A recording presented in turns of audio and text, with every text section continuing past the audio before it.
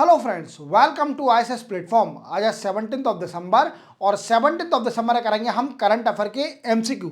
Lecture start करने से पहले मैं आपको बताना चाहूँगा कि जो भी मेरा सब्सक्राइबर है या न्यू सब्सक्राइबर आ रहा है तो वो सब्सक्राइब के साथ बेल आइकन जरूर दबाएं, क्योंकि मेरे 9:30 बजे मैं लाइव आता हूं जिसमें हिंदू, इंडियन एक्सप्रेस और पीआई पढ़ाता हूं। इवन मेरा इकोनॉमिक्स का एक फाउंडेशन बैच चल रहा है एट फ्री ऑफ कॉस्ट, जिसमें आपको इकोनॉमिक्स पढ़ाई जा रही है और एमसीक्यू का वीडियो भी रेगुलरली आता है। तो आपको नोटिफिकेशन आ जाएगा अगर आप बेल आइकन दबाओगे तो। क्लियर? वीडियो स्टार्ट करते हैं without wasting my time. First question, which ministry has launch जल Vahak scheme for inland waterway transportation? Very important, very important question. क्योंकि क्या है कि अभी ministry of shipping, port and waterway ने अभी एक स्कीम निकाली है, जल वाहक स्कीम। इसका मेन मोटिव क्या है कि इनलैंड वाटरवे ट्रांसपोर्टेशन। क्लियर? अब कुछ फैक्ट हम जान लेते हैं इसके बारे में।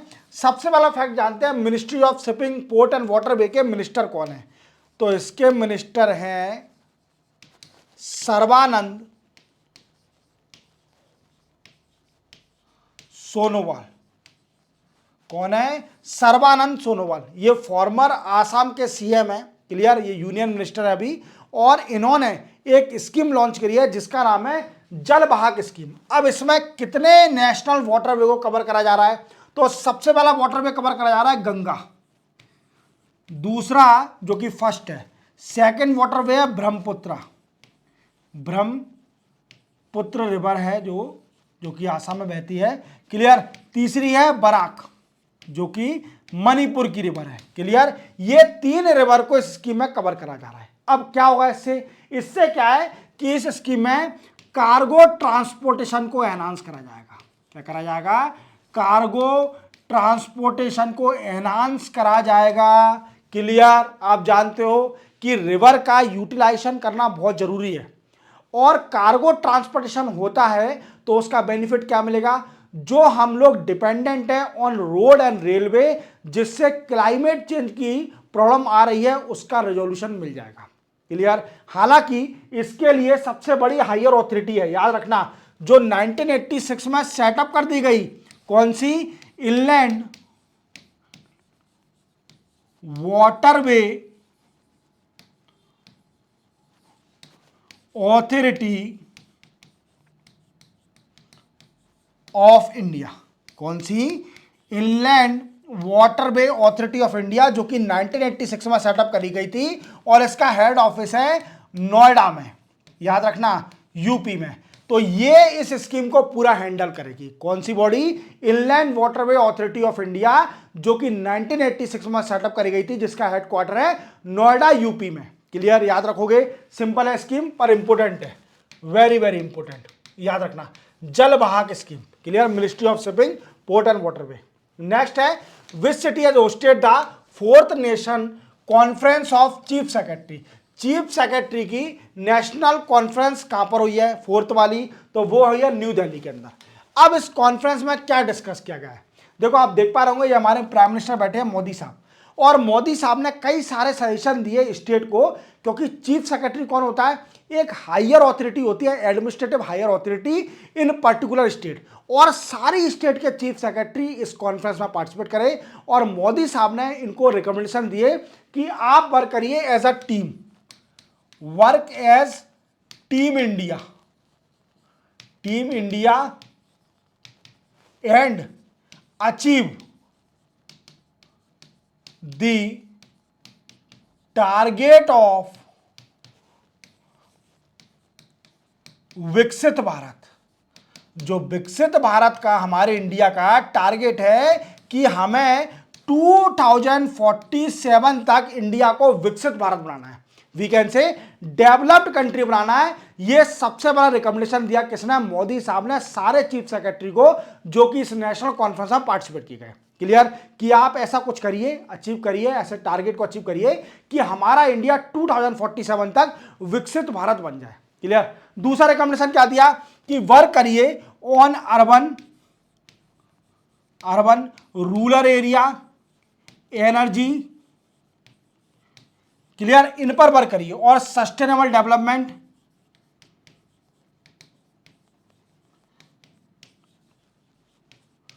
क्या, सस्टेनेबल डेवलपमेंट, क्लियर, इस पर वर्क करिए, क्लियर। देन आफ्टर और क्या बोला गया, और बोला गया कि स्टेट को एनकरेज करना चाहिए, स्टेट जितनी भी हैं शुड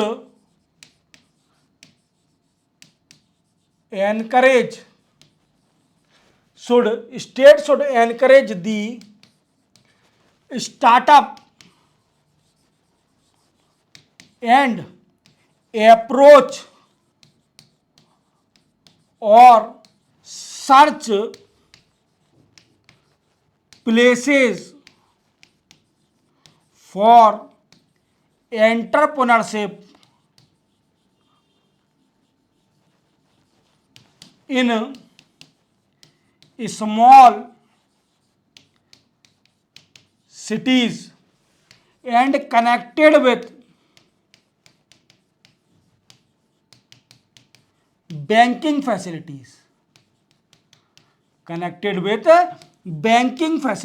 देखो आप जानते हो कि जितने भी स्टार्टअप और एंटरप्रेन्योरशिप और कोई भी बिजनेस होता है उसमें बिना फंड के आप बिजनेस नहीं कर सकते, और फंड की रिक्वायरमेंट कहां से होती है, लोन से होती है, जो कि आप बैंक की फैसिलिटी लेते हो, बैंक से लोन लेते हो, that provide the facility to set up the entrepreneurship और द स्टार्टअप, क्लियर। तो क्रेडिट फैसिलिटी जब तक नहीं होगी तब तक स्टार्टअप स्टार्ट नहीं हो सकता। हमारा इंडिया विकसित भारत जब ही बनेगा जब हमारी कंट्री में अधिकतर लोग स्टार्टअप कर लेंगे। और आप जानते हो इंडिया तीसरा सबसे बड़ा देश है इस वर्ल्ड में जिसके पास सबसे ज्यादा स्टार्टअप है, तीसरे नंबर पर। देख लो आप, India is the third largest country where third largest startup setup in India among the world. ये आप इसको आप कंटेस्ट कर लीजिए कि इंडिया तीसरा सबसे बड़ा देश है जिसमें सबसे ज्यादा तीसरे नंबर के स्टार्टअप इंडिया के अंदर है, क्लियर। तो without credit no startup setup, clear. तो बैंकिंग फैसिलिटी से अगर कनेक्ट हो जाएंगे स्टार्टअप तो उससे क्या होगा, बेनिफिट मिलेगा किसको, नए स्टार्टअप को। और इसकी थीम भी याद रख लीजिए, थीम है इसकी कौन सी, प्रमोटिंग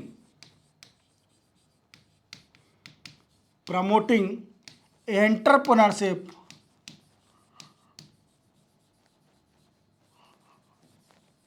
एम्प्लॉयमेंट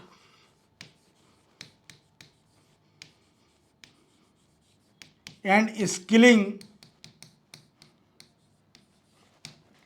लिबरेजिंग डेमोग्राफिक डिवाइडेंड,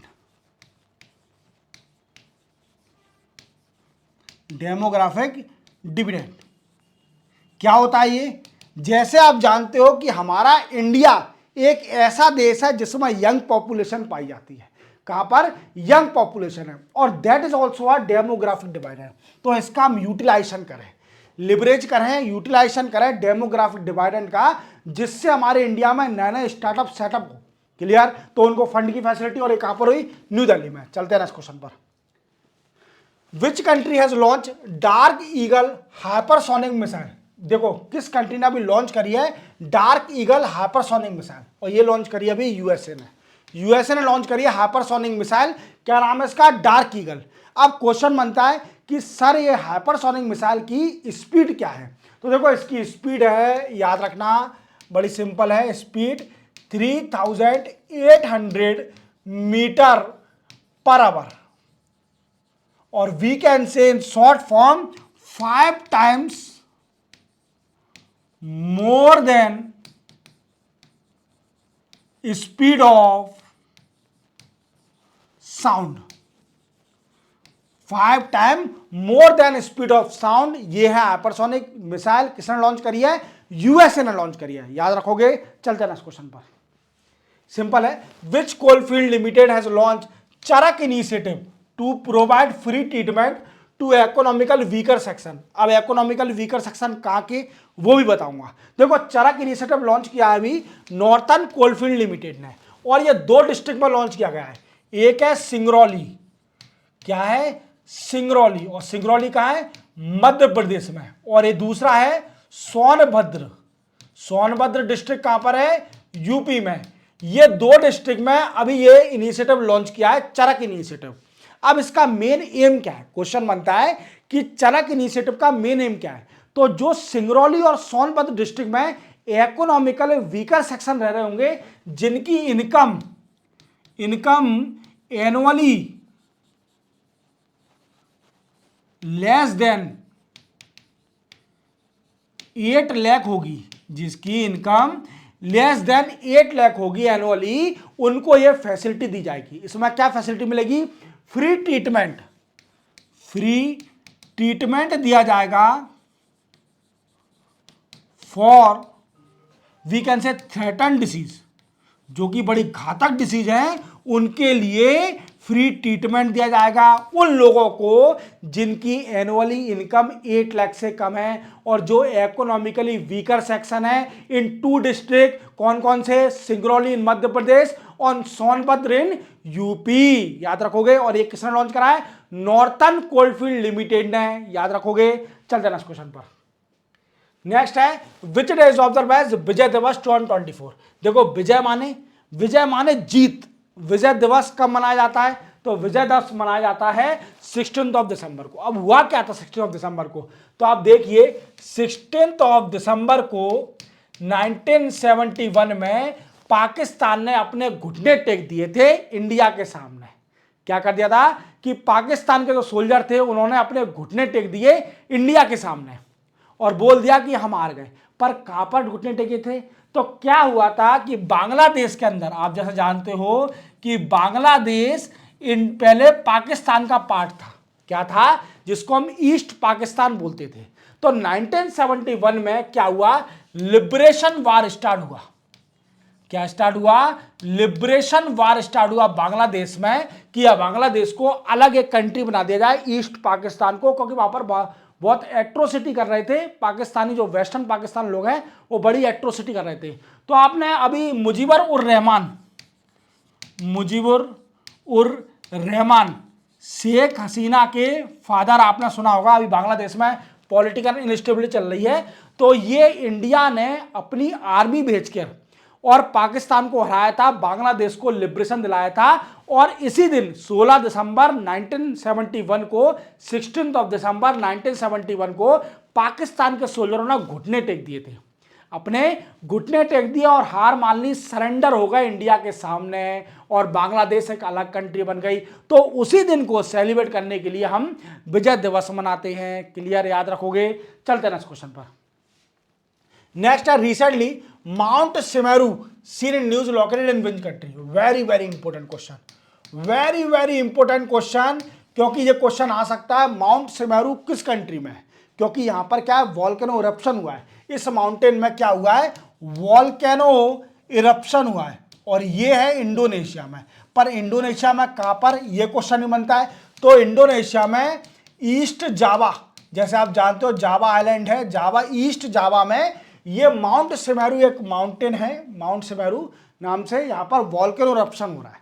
क्या हो रहा है? वॉल्केनो इरप्शन हुआ है इंडोनेशिया के ईस्ट जावा में, याद रखोगे। तो ये कहां पर है? इंडोनेशिया इसका आंसर है। क्लियर? चलते हैं इस क्वेश्चन पर। Next, which state level team von Syed Mushtaq trophy 2024। ये बड़ा ही इंपॉर्टेंट क्वेश्चन है। सैयद मुश्ताक ट्रॉफी आपने देखो कई सारे आप करंट अफेयर के वीडियो देखोगे तो आपको सिर्फ ओनली ये बता देंगे कि ये टीम कौन जीती है। तो ये तो हर कोई बता देगा मुंबई जीती है और मुंबई ने फाइनल में मध्य प्रदेश को हराया है। किसको हराया है? एमपी को हराया है। अब क्वेश्चन बनता है कि सर मेन क्वेश्चन बताइए जो आप बताते हो, जैसे आपकी स्पेशलिटी रहती है कि हर वीडियो में कुछ ना कुछ ऐसा बताते हो जो बड़ा ही फैक्चुअल होता है। क्या होता है? ये फैक्चुअल इसके अंदर ये है कि सैयद मुश्ताक जो ट्रॉफी है वो किस फॉर्मेट में होती है, ये क्वेश्चन मेन है। तो सैयद मुश्ताक ट्रॉफी होती है T20 में 20-20 ओवर की होती है सैयद मुश्ताक ट्रॉफी। याद रखना, याद रखोगे। तो पहले मध्य प्रदेश ने बैटिंग करी थी और रजत पाटीदार जो प्लेयर था उसने अच्छी बैटिंग करी, देन आफ्टर मुंबई ने करी तो मुंबई ने चेस कर लिए। क्लियर? तो ये कहानी है पूरी, मुंबई जीती है। याद रखना सैयद मुश्ताक ट्रॉफी 2024 की, और ये T20 फॉर्मेट में होती है। क्लियर, किसमें होती है? 2020 फॉर्मेट में होती है, याद रखोगे। चलते हैं नेक्स्ट क्वेश्चन पर। नेक्स्ट है which two country have conducted desert knight air command trilateral exercise with India. ये पूछ रहा है कि इंडिया के साथ एक ट्राइलेटरल एक्सरसाइज होती है। ट्राइलेटरल माने 3 कंट्रियों की एक एयरफोर्स की स्ट्राइक है जिसका नाम है डेजर्ट नाइट। ये 2 कंट्री कौन सी हैं अलोंग विथ इंडिया? तो वो है दोस्तों फ्रांस और यूएई। फ्रांस और यूएई और इंडिया, ये तीनों कंट्री ने मिलके एक एयर स्ट्राइक वीकेंड से एक्सरसाइज करिए, एयर स्ट्राइक नहीं, एयर एक्सरसाइज करिए, कॉम्बैक्ट एक्सरसाइज। और ये कहां पर? ये अरेबियन सी पर, अरेबियन सी पर ये एयर एक्सरसाइज हुई है। और इसका मेन एम क्या है? सबसे बड़ा क्वेश्चन बनता है, इसका मेन एम क्या है? तो मेन एम है डिफेंस कॉपरेशन। क्या है? डिफेंस कॉपरेशन, याद रखोगे, इसका मेन एम है। तो 3 कंट्री कौन सा है? फ्रांस, यूएई और इंडिया। ये 3 कंट्री ने डेजर्ट नाम से एक एयर एक्सरसाइज करी है on the Arabian sea. Clear, चलते हैं नेक्स्ट क्वेश्चन पर। नेक्स्ट है which state of India has launch India first yoga policy to become global yoga hub. Very very important question, very very important question, क्योंकि ये India की पहली state बन गई है जिसने योगा पॉलिसी निकाली है। पहली इंडिया की योगा पॉलिसी निकाली है और ये है उत्तराखंड, हमारे देश का यूके, यूनाइटेड किंगडम हमारे देश का उत्तराखंड। क्लियर, इसने एक पहली योगा पॉलिसी निकाली है, नेशनल की पहली योगा पॉलिसी। अब क्वेश्चन बनता है कि सर इसका एम क्या है और इसका मोटिव क्या है? तो इसका एम है पहला तो योगा पॉलिसी का कि कनेक्ट आयुर्वेदिक, क्या? Connect Ayurvedic with yoga into health care. किसमें? हेल्थ केयर में आयुर्वेदिक को योगा के साथ जोड़ दिया जाए, ये पहला मोटिव है। दूसरा मोटिव क्या है? Wellness tourism. Clear, wellness tourism. तीसरा क्या है? एम्प्लॉयमेंट। तीसरा एम क्या है? एम्प्लॉयमेंट। क्लियर, याद रखोगे, ये 3 एम है इस पॉलिसी को निकालने का, पब्लिश करने का बाय उत्तराखंड गवर्नमेंट। और ये उत्तराखंड गवर्नमेंट पहली स्टेट, वीकेंड से उत्तराखंड पहली स्टेट बन गई है जिसने नेशनल लेवल की योगा पॉलिसी निकाली है, मतलब पहली स्टेट ने निकाली योगा पॉलिसी। क्लियर, चलते हैं नेक्स्ट क्वेश्चन पर। नेक्स्ट है India first diabetes bio bank has been set up in which city of India. Very very very very very important, ये तो इतना इंपॉर्टेंट है कि इंडिया में पहली बार डायबिटीज की बायो बैंक सेटअप होने जा रही है और हो गई है। ये हुई है चेन्नई के अंदर। अब चेन्नई में किसने करी है? तो ये करी है दोस्तों आईसीएमआर। आईसीएमआर क्या है? इंडियन काउंसिल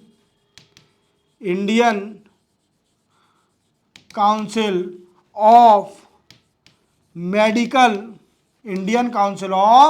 मेडिकल रिसर्च ने, और इसके साथ कौन मिली है? एमडीआरएफ।